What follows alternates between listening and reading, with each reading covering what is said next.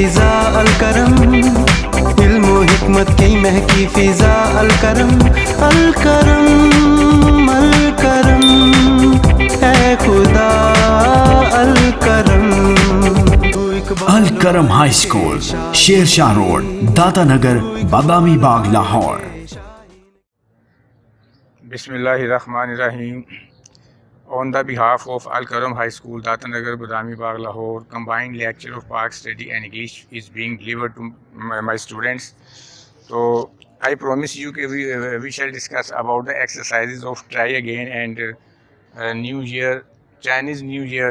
तो Chinese new year की जो एक्सरसाइज है वो आप पेज नंबर बेटे 20 निकाल लें। इसकी MCQs हैं, वो थोड़ा सा मैं आपको फिल करवा दूँ। MCQs पेज नंबर 19 पे फर्स्ट ऑफ ऑल आप देखेंगे, पेज नंबर 19 पे शुरू होता है जी रीडिंग कम्प्रीहेंशन में। Chinese new year fall somewhere, C option है जी इसकी बिटवीन जनवरी 21 एंड फरवरी 20।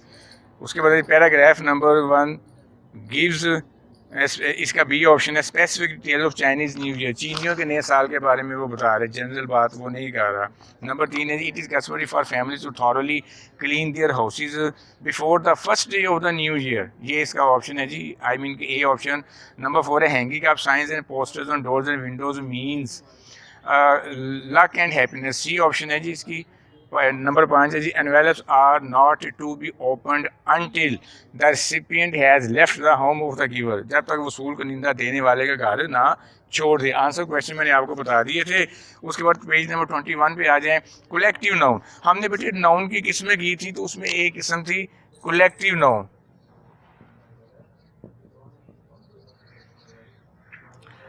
इसमें जमा कहते हैं इसको उर्दू में।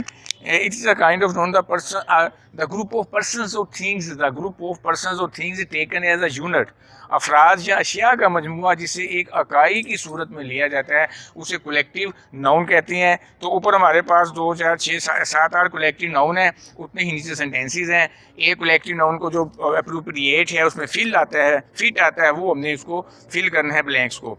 It is typical for Chinese family, साथ साथ पहले उसको टिक करते जाएँ। It is typical for Chinese family आएगा जी। उसके बाद है the dash audience applauded heartily at the end of the concert, बहुत खुशी से तालियां बजाएं सामीन, ऑडियंस को कहते हैं। तीसरे द डैश है just had a physics lesson, the class आएगा जी तीसरे में। सारे कलेक्टिव नाउन है ये। नंबर 4 है जी the dash of robber, gang of robbers. उसके बाद number 5 a dash of people gather at the accident site, crowd हजूम, लोगों का हजूम। The dash took many important decisions at its monthly meeting committee आएगा यहाँ पर। नंबर 7 है dash of Pakistan air force, the crew, grow या जमात को बेटे क्रू कहते हैं। उसके बाद आप एक्सरसाइज नंबर उसको ट्राई गेन की एक्सरसाइज में आप आ जाएं। इसके क्वेश्चन आंसर तो अंडरस्टूड है ना कि वो आपने करने ही करने हैं। इसका आप आए जी 32, पेज नंबर 32 पे आए ज़रा। बी ऑप्शन निकाल लें इसकी, B option B, exercise number B. Select a personal pronoun that agrees with the subject of each sentence, के कहते हैं कि पर्सनल प्रोनाउन यूज़ करने हैं। You know personal pronouns are of 3 kind, first person, second person, third person. First person में I और we आते हैं और उनके तमाम केसेस आ जाते हैं। Cases mean subjective case, possessive case, objective case, reflexive cases. और सेकंड पर्सन में यू आता है, थर्ड पर्सन में ही, शी, इट और दे, विद, देयर, ऑल केसेस। तो कोई भी जो फिट आता है ना, कोई भी आप उसमें इस्तेमाल कर सकते हैं। पहले मिसाल दी हुई है the group has its meeting here, its आना है यहाँ पर। अब नंबर 1 में आ जाए anyone can get his name in the news, his name. Number 2 none of the cheques were cashed, they finally expired. उसके बाद है जी number 3 my mother and her sister took their vacation together, my mother and her sister took their vacation together. Number 4 all are welcome, they just need to call for direction to the party, they आएगा यहाँ पर। उसके बाद है जी Venus and Mars have their orbits, the band starts its tour tomorrow night, any of the candidates could win, they are very much alike, they आएगा जी everybody has his own dreams and goals, his आना है यहाँ पर। उसके बाद आ जाता है degrees of adjective के बारे में। तो थोड़ा सा मैं अपने बच्चों को इसके बारे में बताऊंगा। डिग्रीज ऑफ एडजेक्टिव में एक बेटे पॉजिटिव डिग्री होती है, एक कंपैरेटिव डिग्री होती है, एक सुपरलेटिव डिग्री होती है। ये बयान उस वक्त की जाती है पॉजिटिव डिग्री जब महज आप नाउन या प्रोनाउन की खूबी या खामी बयान करें, जब दो शिया या अफराद का मुवाजना कराया जाता है। कंपैरेटिव, एक चीज़ या एक शख्स का बकिया तमाम हाजिर क्लास से मुवाजना करवाया जाता है, वहाँ आपने सुपरलेटिव डिग्री इस्तेमाल करना होती है। तो यहाँ हमने डिग्रीज वगैरह इस्तेमाल बेटे करनी है, तो ये आप खुद कीजिएगा। You must try your level best. मैं तो हल करवा ही दूँगा, तो आप खुद ही थोड़ी सी जिम्मेदारी लें, खुद आप इसको हल कीजिएगा। मुतालिया पाकिस्तान में बेटे आज हम नवाज शरीफ का दूसरा दौरे हुकूमत देखेंगे, जो कि पहले दौरे हुकूमत में हमने देखा कि असम्बली वगैरह तोड़ दी गई, फिर पीपल्स पार्टी गवर्नमेंट आ गई। तो इनका जो दूसरा दौर है ना, वो फरवरी 1997 से लेकर अक्टूबर 1999 है, 1999 फरवरी 97 था अक्टूबर 1999, क्योंकि इस वक्त ये भी अपना टेन्योर पूरा नहीं कर सके थे, क्योंकि जनरल परवेज़ मुशर्रफ मार्शल ले आए थे। बहरहाल वो एक लंबी पॉलिटिकल डिस्कशन है। तो इस दौर के जो अहम वाक़यात थे, नवाज शरीफ जब इलेक्शन लड़े, अच्छा ये इलेक्शन इस हवाले से बड़े इंपॉर्टेंट थे कि इसमें नवाज शरीफ को बड़ी वाज़ेह अक्सरियत मिली। इनको किसी दूसरी पार्टी से मेंबर लेने की ज़रूरत ना रही, किसी के साथ एफिलिएशन करने की, किसी के साथ वो के होता ना बाज़ औक़ात के इलेक्शंस होते हैं, मुमकिन सीटें नहीं होती तो फिर दूसरी सीटों को लिया जाता है, किसी पार्टी के साथ वो मुआहदे किए जाते हैं और मिलकर गवर्नमेंट बनाई जाती है। ये ऑल अलोन थे, ठीक है ना। तो वो कहते हैं ना कि power corrupt absolute, power corrupt absolutely. इंतहा की अगर इंसान को अख्तियार मिल जाए ना तो इंसान करप्ट हो जाया करता है। Same was the case with मियाँ नवाज शरीफ। चलें जी देखते हैं कि हम वाक़यात को। जस्टिस सजाद अली शाह, फ़रूक अहमद खान लगारी का इस्तीफ़ा नवाज शरीफ की वजह से ऐसे इख्तलाफात पड़ गए। अभी 1-2 माह ही हुए थे नवाज शरीफ की गवर्नमेंट को आए हुए कि इनके सुप्रीम कोर्ट के जो दैन चीफ जस्टिस है जस्टिस सजाद अली शाह, इनके साथ इख्तलाफात हो गई। ये इख्तलाफात कई महीनों तक में मुहीत थे और इसमें सुप्रीम कोर्ट पर हमला वगैरह भी करवाया गया। बहरहाल सो एंड सो ऑन। इन इख्तलाफात का नतीजा ये निकला कि फ़ौज को बामरी मजबूरी मुदाखलत करना पड़ी और उस मुदाखलत की सूरत में जस्टिस सजाद अली शाह को अपने ओहदे से इस्तीफ़ा देना पड़ा और उसके साथ फ़रूक अहमद खान लगारी ने भी इस्तीफ़ा दे दिया।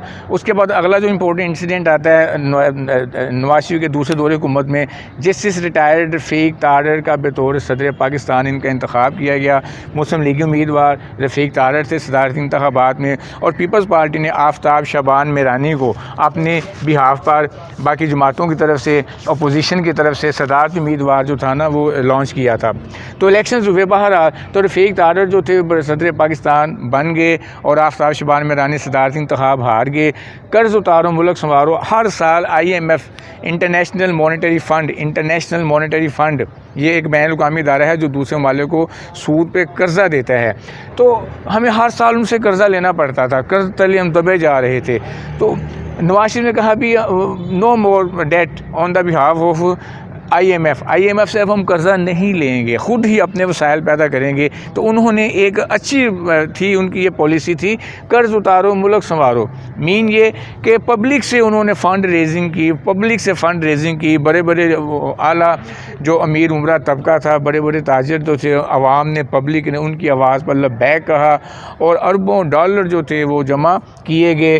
वो डॉलर कहाँ गए, वो रुपया पैसा सरमाया कहाँ गया, उसका ऑडिट हुआ कि नहीं हुआ, कितने थे, नो वन नोज़। इसके बारे में हमें तारीख़ बताने से खामोश है। आगे चलें जी। गैर मुमालिक में मुकीम पाकिस्तानियों को वोट का हक, लाखों की तादाद में हमारे पाकिस्तानी भाई ऐसे हैं जो कि समंदर पार रहते हैं, आई मीन कि दूसरे ममालिक में वो रहते हैं, काम काज के सिलसिले में गए हुए हैं। तो their interest with the politics of Pakistan was no more than cipher से ज़्यादा उनको इंटरेस्ट ही नहीं थी उनको। तो नवाज शरीफ ने कंप्यूटर के ज़रिए, नेट के ज़रिए उनको ये फैसिलिटी प्रोवाइड कर दी कि अपने मुल्क में वो अपने मुल्क का मतलब है कि जिस मुल्क में वो हैं इस वक्त काम काज के सिलसिले में गए हुए हैं, कि वहाँ से वो पाकिस्तान में अपने मुंतखब नुमाइंदों को, अपने पसंदीदा नुमाइंदों को वोट कास्ट कर सकते थे। और ये पाकिस्तान की तारीख़ में पहली बार हुआ और ये बड़ा अच्छा हुआ, क्योंकि गैर मुकीम पाकिस्तानियों को, जो पाकिस्तान में मुकीम नहीं थे, उनको भी पाकिस्तान की पॉलिटिक्स से दिलचस्पी होना शुरू हो गई। फ्लोर क्रॉसिंग पर पाबंदी लगा दी गई जी। फ्लोर क्रॉसिंग का मतलब ये था कि कोई भी अपना पार्टी का जो कारकुन है अपनी पार्टी के अलावा किसी दूसरे पार्टी को उम्मीदवार को वोट नहीं देगा। इस पर पाबंदी लगा दी गई थी। एतमाद का वोट से अपने लीडर को ही देगा, अगर कोई ऐसा करेगा तो उसे पार्टी से निकाल दिया जाएगा। 1998 में मरदमशुमारी जो थी ये मरदमशुमारी जो थी ये करवाई गई और इसके मुताबिक पाकिस्तान की आबादी 13 करोड़ राउंड अबाउट थी। ठीक है जी। नई तलीमी पॉलिसी, उस वक्त के जो वज़ीर तलीम थे सैयद गौस अली शाह 1998 में तलीमी पॉलिसी का ऐलान किया कि नए स्कूल कॉलेज बनाए गए, इतनों को अपग्रेड किया जाएगा। सिलेबस में ये तब्दीलियाँ लाई गई थी, पॉलिसी थी उनकी बाहर आ ली गई। लाहौर इस्लामाबाद मोटरवे, इसकी तकमील हुई। मोटरवे का मंसूबा जो था ये शुरू हुआ था नवाज शरीफ के पहले दौर में, इसकी तकमील हुई थी नवाज शरीफ के दूसरे दौर में और 1998 में नवाज शरीफ ने ख़ुद इसका इस्तकबाल किया था। अगला very important incident in the history of Pakistan, 1973 के आइन से 58(2)(b) शिक का ख़ात्मा। ये वो शिक थी जिसके तहत जो जनरल ज़िया ने ज़बरदस्ती अख्तियार अपने नाम करवा लिया था, खिलौना बन गया, जो भी आता प्रेसिडेंट आता असम्बली तोड़ देता। तो नवाज शरीफ को चूँकि अक्सरियत मिल गई थी, 2/3 से भी ज़्यादा उसको मेजोरिटी मिल गई थी, तो लिहाजा उन्होंने ये काम किया कि प्रेसिडेंट से वो अख्तियार छीन लिया। अब ये अख्तियार दोबारा प्राइम मिनिस्टर के पास था और आज भी प्राइम मिनिस्टर के पास है कि प्राइम मिनिस्टर जब चाहे प्रेसिडेंट को मुशावरत दे सकता है, मशवरा दे सकता है कि असम्बली डिज़ोल्व कर दो। उस सूरत में प्रेसिडेंट पाबंद है।